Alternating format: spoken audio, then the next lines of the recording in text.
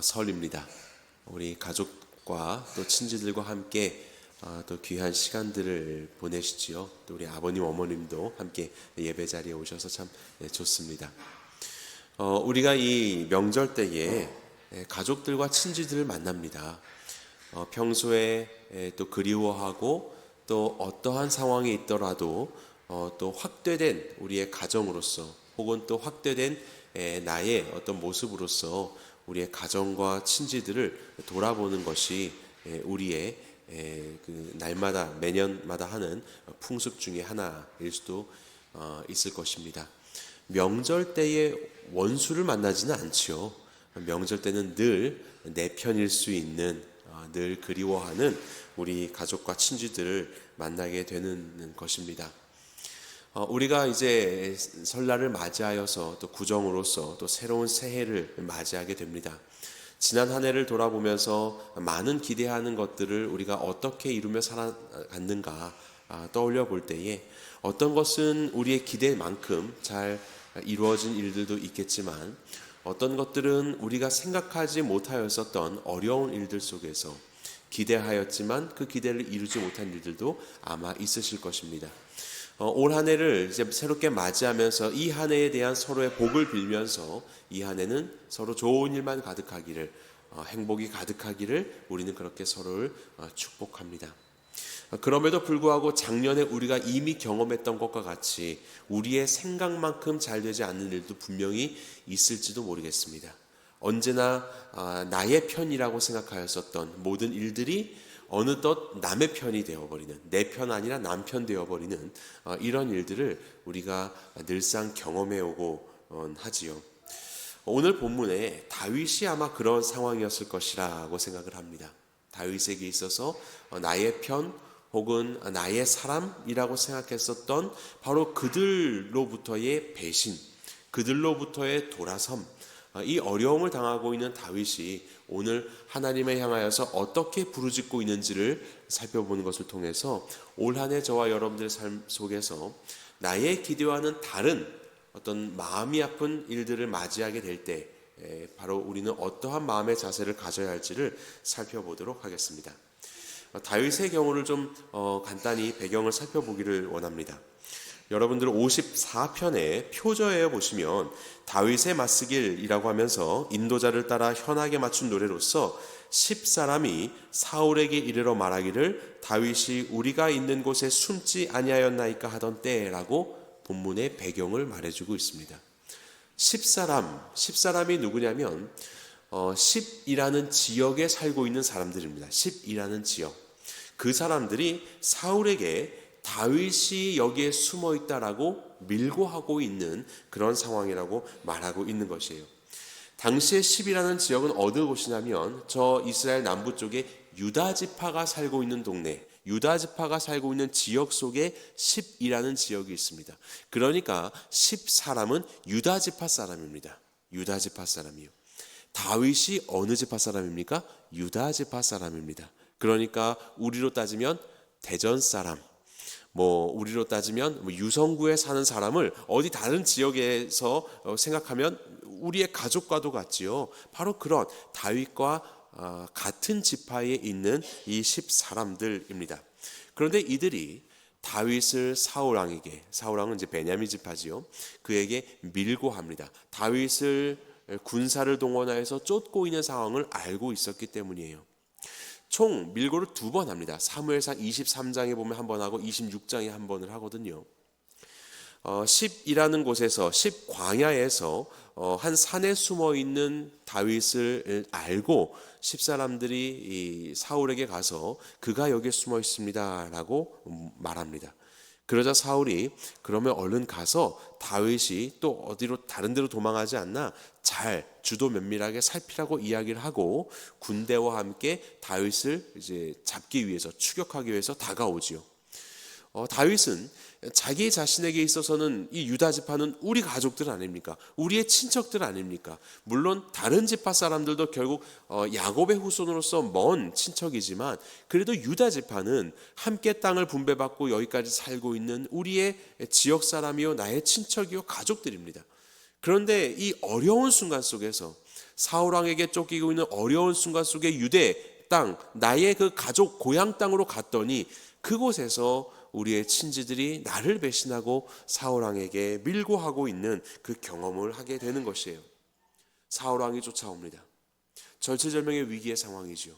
그런데 하나님께서 놀랍게도 블레셋을 사용하셔서 그 순간 블레셋이 침공하기 시작합니다. 사울 왕이 그 얘기를 듣고 추격을 멈추고 블레셋을 대항하기 위해서 물러가게 되지요. 이것이 사무엘상 23장에 나온 첫 번째 밀고입니다.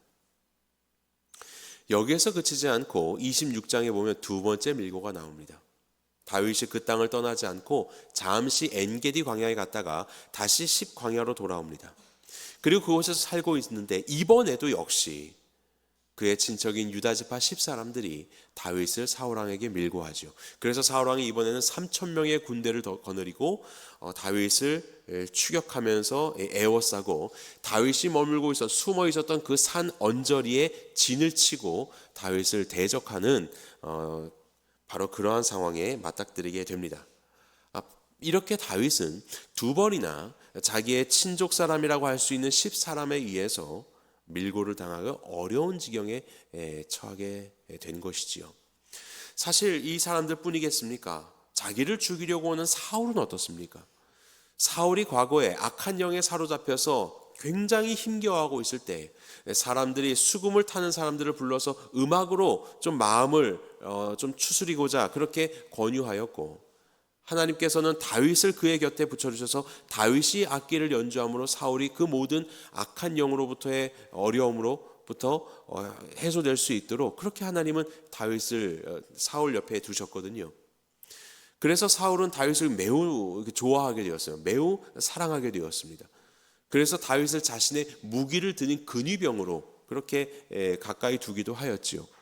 그리고 이후에는 다윗이 또 골리앗 블레셋과의 전투에서 바로 그 골리앗으로 인해서 위협 속에 빠져 있었던 사울 왕을 위해서 전쟁에 나가서 골리앗을 이기지 않습니까? 그 장군을 이기지 않습니까? 사울 왕에게 있어서 다윗은 여러모로 굉장히 도움을 주었었던 바로 그런 사람이었습니다. 다윗에게는 그렇게 사울 왕의 신복으로서 혹은 장군으로서 그를 위해서 충성을 다하였고 많은 유익을 이 주군에게 드렸었던 것이죠. 그런데 이제 어떻게 되는 것입니까? 그 사울이, 자기의 주군이었던 사울이 그의 태도를 완전히 바꾸어서 오히려 자기를 죽이기 위해서 달려들고 있는 바로 그런 배신의 상황들을 맞이하는 것이 바로 이 다윗의 상황이었던 것이에요. 그것이 바로 오늘 본문 54편의 배경인 것입니다. 10사람들이 밀고하고 그리고 나를 죽이기 위해서 찾아오는 나의 주군이었던 사울, 그의 위협적인 칼날 앞에서 다윗은 얼마나 기대했었고 때로는 그것을 의지하고 싶었을 그 모든 사람들로부터의 배신의 상황을 맞이하고 있는 것이지요. 그래서 오늘 본문에 보면 다윗은 이들을 3절입니다. 낯선 자들이 일어나 나를 치고 이렇게 표현합니다. 낯선 자들이다. 사실 낯선 자들은 아니거든요. 가까운 자들이었거든요. 잘 아는 자들이거든요. 그런데 낯선 자다. 여기서 낯설다라는 원어의 의미는 이방인의, 외래의 이런 뜻입니다. 너무나도 낯설어진 것입니다. 정말로 내 편인 줄 알았는데 남의 편이 되어 있는 것. 나의 사람인 줄 알았는데 나의 대적이 되어버린, 너무나도 낯설어버린 바로 그러한 10사람들에 대하여서 다윗은 그 아픈 마음을 이렇게 표현하고 있는 것이에요. 사실 우리의 상황들도 이러한 일들이 있지요. 내가 생각하는 사람들로부터의 배신이나 내가 생각하는 당연히 이렇게 되어야 할 것이라고 생각하는 그 상황으로부터의 배신. 그래서 어떻게 이런 일이 내게 벌어질 수 있는가라고 하는 전혀 기대할 수 없었던 이런 낯선 상황들을 우리는 맞이할 때가 얼마나 많습니까? 가장 편해야 할 것 같은 나의 지파, 나의 고향 사람들로부터의 바로 이러한 배신은 그에게 이방인들과도 같은 낯섦을 경험하게 했었던 것입니다. 낯선게 했던 이 자들에 대해서 다윗은 본문의 3절에 이렇게 표현합니다. 하나님을 자기 앞에 두지 아니하였음이니이다. 10사람이나 자기의 주군이었던 사울 왕이나 하나님을 자기 앞에 두지 않았다. 이 말은 하나님과 반대편에 서 있다라는 말입니다. 하나님과 반대편에 서 있다.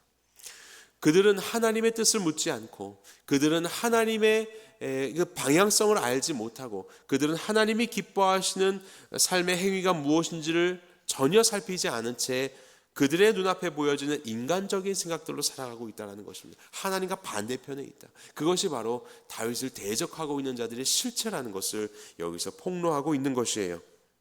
바로 이런 상황 속에서 그렇게 하나님 반대편에 있는 자들로부터 그 낯선 취급을 당하며 배신을 당하며 생명의 위협을 당하는 바로 그러한 상황에서 우리 다윗은 어떠한 신앙의 모습을 보여주는가, 세 가지를 보도록 하겠습니다. 첫 번째는 그는 하나님께 부르짖습니다. 하나님께 부르짖습니다. 1절입니다. 하나님이여 주의 이름으로 나를 구원하시고 주의 힘으로 나를 변호하소서. 그 어려운 상황 속에서 무엇을 부르짖습니까? 하나님이여를 부르짖는 거예요. 하나님이여, 하나님이여 주의 이름으로 나를 구원해 주십시오. 주의 능력으로 나를 변호해 주십시오입니다. 여기서 변호하다라는 말은 신원하다라는 뜻입니다. 나의 억울함을 밝혀달라, 알아달라라는 뜻입니다. 주님 나를 신원하여 주십시오. 이것이 세상 사람들에게 말해서 풀리는 것이 아니고 무엇으로 인해서 이것이 이루어지는 것이 아니라 하나님이 하실 수 있습니다. 하나님의 힘으로 나를 변호하여 주십시오. 나의 억울함을 풀어 주십시오라고 이야기하는 거예요. 이 모든 것들이 무엇을 위해서입니까? 주의 이름으로 구원하시라라고 이야기하고 있죠. 주의 이름으로. 나의 이름이 세상으로부터 치욕스럽게 되었고 나의 이름이 오염이 되었으니 이것으로 내가 발끈하는 것, 내가 가진 것들로 인해서 그것을 보호하기 위해서 발끈하는 것, 이런 것이 아니라 주의 이름으로, 주의 이름 때문에 구원해 주십시오 라고 그렇게 말하고 있는 것이에요. 하나님이 기뻐하시는 뜻을 위해서, 하나님의 기뻐하시는 상황을 위해서 일해 주십시오라는 겁니다. 내가 중심되어 있는 것이 아니라 하나님께 부르짖고 하나님의 뜻을 묻고 하나님의 일하심을 의지하고 있는 그런 다윗의 위대한 모습을 우리는 여기서 보게 됩니다. 그러면서 4절에 보면 우리 4절 같이 읽어볼까요? 시작. 하나님은 나를 돕는 이시며 주께서는 내 생명을 붙들어 주시는 이시니이다. 여기에 하나님은 돕는다라고 했는데 동맹하다 이런 뜻입니다. 동맹하다. 동맹이 무엇입니까? 우리가 동맹 중에 방위 조약 이런 게 굉장히 강력하지 않습니까? 나토 이런 조약을 통해서 나토는 나토에 가입되어 있는 어느 나라든지 침공을 당하면 모든 나토의 국가들이 침공을 당하는 것과 똑같이 여기면서 대응을 하지요. 이것이 방위 조약입니다. 하나님은 나와 함께 이러한 동맹을 맺으신 분이시다. 나의 위협과 나의 아픔은 하나님께서 위협당하시는 것이고 하나님께서 아프신 것입니다. 이렇게까지 하나님과의 강력한 연대, 하나님과의 강력한 하나됨을 말하고 있는 것이에요. 이것이 자기가 높아지고 하나님을 붙이는 것이 아니라 늘상 하나님을 마음의 중심에 두고 하나님 앞에서 엎드려 살았었던 자기의 모습을 이렇게 표현하는 것이지요. 하나님 편에 있었던 다윗의 신앙의 고백인 것이에요. 하나님만이 세상의 친지들과 나의 그렇게 가까웠었던, 나를 사랑했었던 주군 또한 나의 편이 아니라 나의 편은 오직 하나님이십니다. 하나님이 나의 동맹이십니다. 하나님, 그러니 나를 반드시 도와주십시오. 하나님의 이름으로, 하나님의 능력으로 나를 도와주십시오라고 하나님만을 신뢰하고 있는 다윗의 신앙의 고백을 보시기 바랍니다. 나의 주군이 나에게 등을 돌리고 나의 친척이 나를 배반하고 나를 해하려 한다 할지라도 나를 돕는 분은 하나님이시요 나의 생명을 붙드시는 분은 오직 하나님밖에는 없습니다. 나에게 가깝고 나에게 그럴듯한 것들을 의지하는 것이 아니라 오직 하나님만을 의지하고 있는 다윗의 이 놀라운 고백. 그렇게 다윗은 하나님께 부르짖는 사람이었습니다. 두 번째 다윗의 특징은 무엇인가?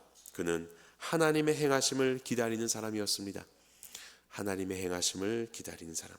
악으로 악을 갚지 않고 선으로 악을 이겨내는 것. 그것이 바로 다윗의 방법이었어요.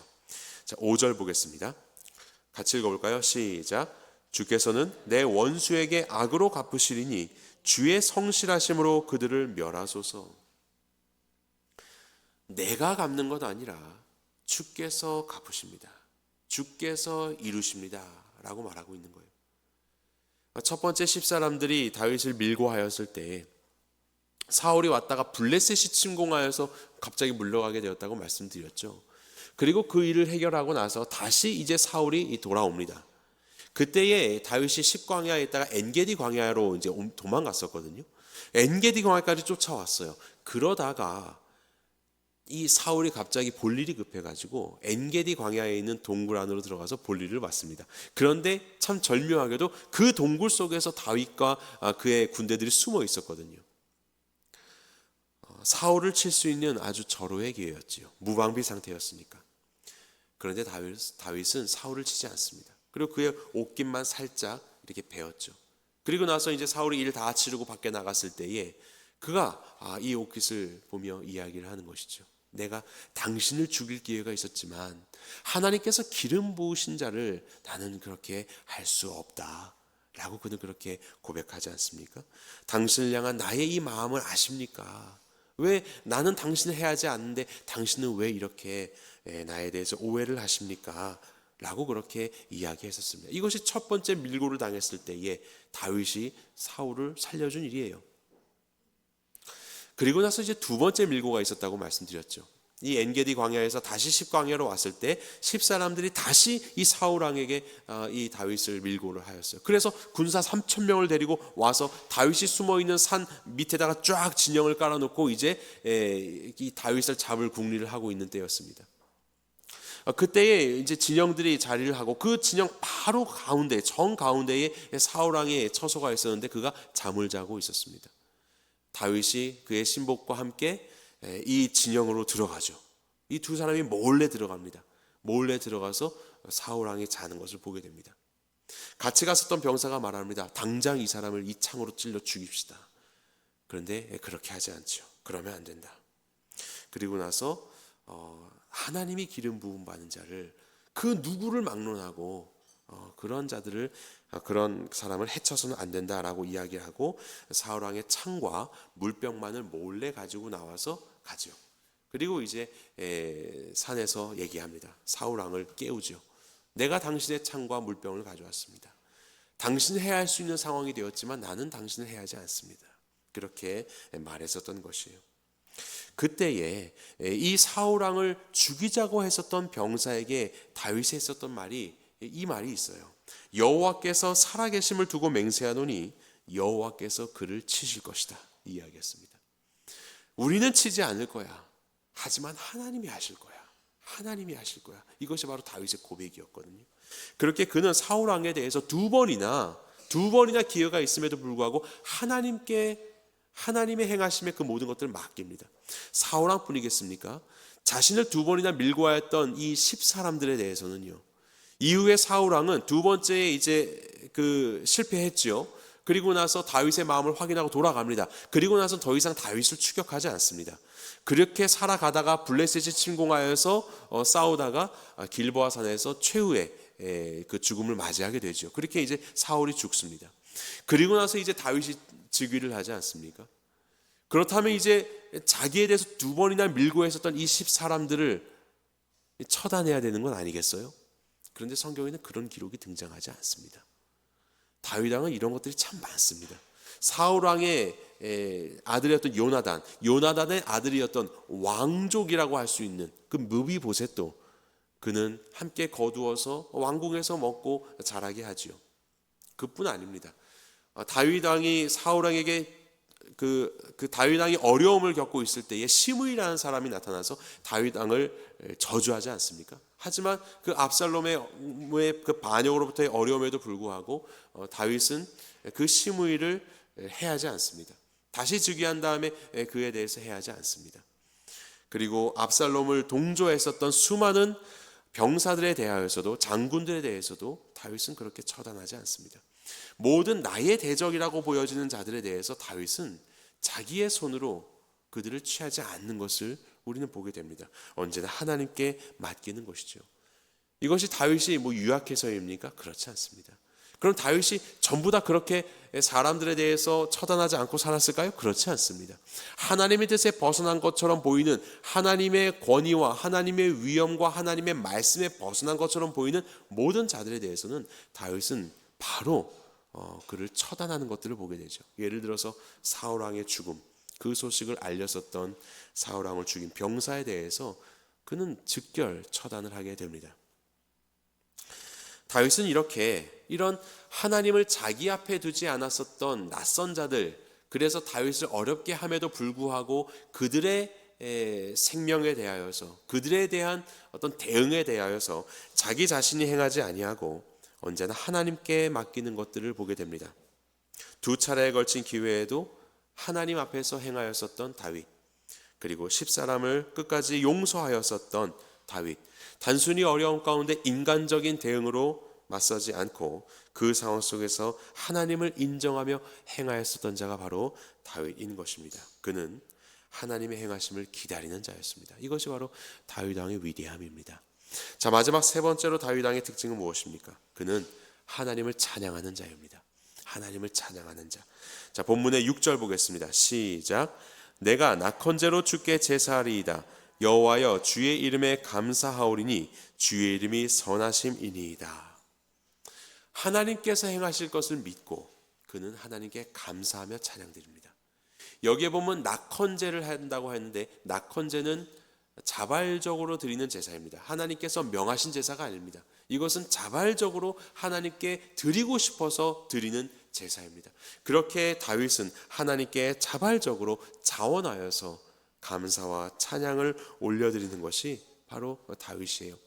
비록 이런 어려운 상황들이 내 안에 닥쳐왔지만 이 또한 하나님의 이름으로 하나님께서 행하실 것들을 믿으면서 사람의 대응을 하지 아니하고 오히려 하나님께 내어 맡기고, 그분께 부르짖고 내어 맡기고 기다리면서 하나님을 찬양하고 있는 다윗의 신앙을 우리가 보는 것이에요.